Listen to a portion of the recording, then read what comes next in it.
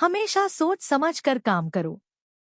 दक्षिण प्रदेश के एक प्रसिद्ध नगर पाटलिपुत्र में मणिभद्र नाम का एक धनिक महाजन रहता था।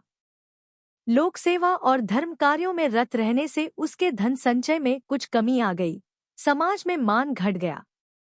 इससे मणिभद्र को बहुत दुख हुआ। दिन रात चिंतातुर रहने लगा।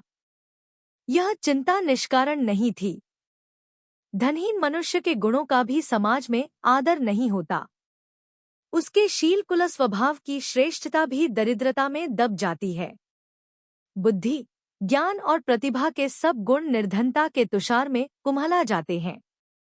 जैसे पतझड़ के झंझावात में मौलसरी के फूल झड़ जाते हैं, उसी तरह घर परिवार के पोषण की चिंता में उसकी बुद्धि कुंद हो जाती है। घर की घितेलन मकचावल की निरंतर चिंता प्रखर प्रतिभा संपन्न व्यक्ति की प्रतिभा को भी खा जाती है। धनहीन घर श्मशान का रूप धारण कर लेता है। प्रियदर्शना पत्नी का सौंदर्य भी रूखा और निर्जीव प्रतीत होने लगता है। जलाशय में उठते बुलबुलों की तरह उनकी मान मर्यादा समाज में नष्ट हो जाती है। निर्धनता की इन भयानक कल्पनाओं से मणिभद्र का दिल कांप उठा। उसने सोचा, इस अपमानपूर्ण जीवन से मृत्यु अच्छी है। इन्हीं विचारों में डूबा हुआ था कि उसे नींद आ गई। नींद में उसने एक स्वप्न देखा। स्वप्न में पद्मनिधि ने एक भिक्षु की वेशभूषा में उसे दर्शन दिए और कहा कि वैराग्य छोड़ दे। तेरे पूर्वजों ने मेरा भरपूर आदर किया था, इसीलिए तेरे घर आया हूँ। कल सुबह फिर इसी वेश में तेरे पास आऊंगा। उस समय तू मुझे लाठी की चोट से मार डालना, तब मैं मरकर स्वर्णमय हो जाऊंगा। वह स्वर्ण तेरी गरीबी को हमेशा के लिए मिटा देगा। सुबह उठने पर मणिभद्र इस स्वप्न की सार्थकता के संबंध में ही सोचता रहा।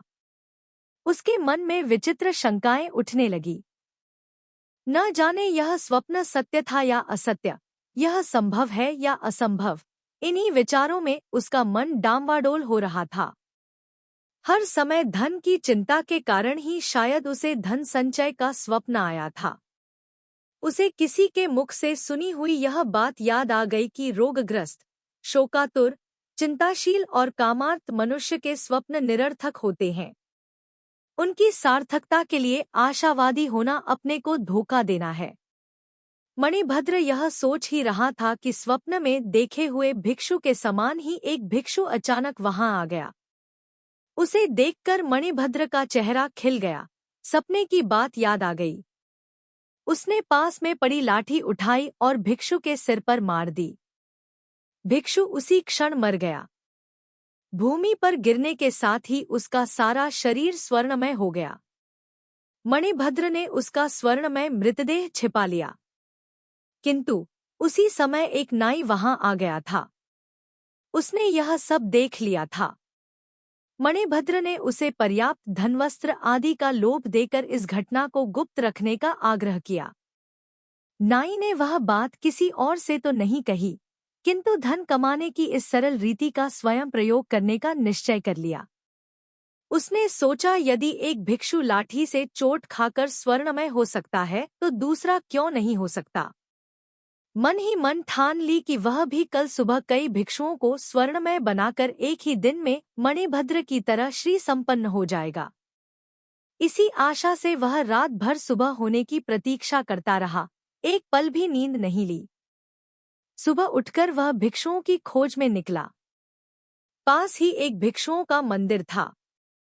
मंदिर की 3 परिक्रमाएं करने और अपनी मनोरथ सिद्धि के लिए भगवान बुद्ध से वरदान मांगने के बाद वह मंदिर के प्रधान भिक्षु के पास गया।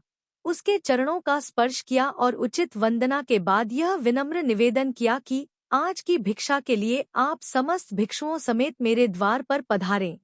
प्रधान भिक्षु ने नाई से कहा, तुम शायद हमारी भिक्षा के नियमों से परिचित नहीं हो। हम उन ब्राह्मणों के समान नहीं हैं जो भोजन का निमंत्रण पाकर गृहस्थों के घर जाते हैं। हम भिक्षु हैं जो यथेच्छा से घूमते घूमते किसी भी भक्त श्रावक के घर चले जाते हैं और वहां उतना ही भोजन करते हैं जितना प्राण धारण करने मात्र के लिए पर्याप्त हो। अतः हमें निमंत्रण न दो, अपने घर जाओ, हम किसी भी दिन तुम्हारे द्वार पर अचानक आ जाएंगे। नाई को प्रधान भिक्षु की बात से कुछ निराशा हुई, किंतु उसने नई युक्ति से काम लिया। वह बोला, मैं आपके नियमों से परिचित हूँ, किंतु मैं आपको भिक्षा के लिए नहीं बुला रहा। मेरा उद्देश्य तो आपको पुस्तक लेखन की सामग्री देना है। इस महान कार्य की सिद्धि आपके आए बिना नहीं होगी। प्रधान भिक्षु नाई की बात मान गया। नाई ने जल्दी से घर की राह ली। वहां जाकर उसने लाठियां तैयार कर लीं और उन्हें दरवाजे के पास रख दिया। तैयारी पूरी हो जाने पर वह फिर भिक्षुओं के पास गया और उन्हें अपने घर की ओर ले चला। भिक्षुवर्ग भी धनवस्त्र के लालच से उसके पीछे पीछे चलने लगा। भिक्षुओं के मन में भी तृष्णा का निवास रहता ही है। जगत के सब प्रलोभन छोड़ने के बाद भी तृष्णा संपूर्ण रूप से नष्ट नहीं होती। उनके देह के अंगों में जीर्णता आ जाती है, बाल रुखे हो जाते हैं, दांत टूट कर गिर जाते हैं, आंख कान बूढ़े हो जाते हैं।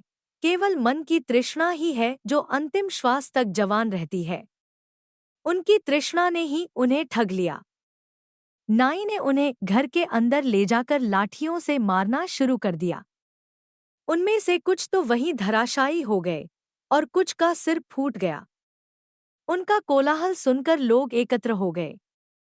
नगर के द्वारपाल भी वहां आ पहुंचे। वहां आकर उन्होंने देखा कि अनेक भिक्षुओं का मृतदेह पड़ा है और अनेक भिक्षु आहत होकर प्राण रक्षा के लिए इधर-उधर दौड़ रहे हैं। नाई से जब इस रक्तपात का कारण पूछा गया तो उसने मणिभद्र के घर में आहत भिक्षु के स्वर्णमय हो जाने की बात बतलाते हुए कहा कि वह भी शीघ्र स्वर्ण संचय करना चाहता था। नाई के मुख से यह बात सुनने के बाद राज्य के अधिकारियों ने मणिभद्र को बुलाया और पूछा कि क्या तुमने किसी भिक्षु की हत्या की है? मणिभद्र ने अपने स्वप्न की कहानी आरंभ से लेकर अंत तक सुना दी। राज्य के धर्माधिकारियों ने उस नाई को मृत्युदंड की आज्ञा दी और कहा, ऐसे कुपरीक्षितकारी, बिना सोचे काम करने वाले के लिए यही दंड उचित था। मनुष्य को उचित है कि वह अच्छी तरह देखे, जाने, सुने और उचित परीक्षा किए बिना कोई भी कार्य न करे, अन्यथा उसका वही परिणाम होता है जो इस कहानी के नाई का हुआ।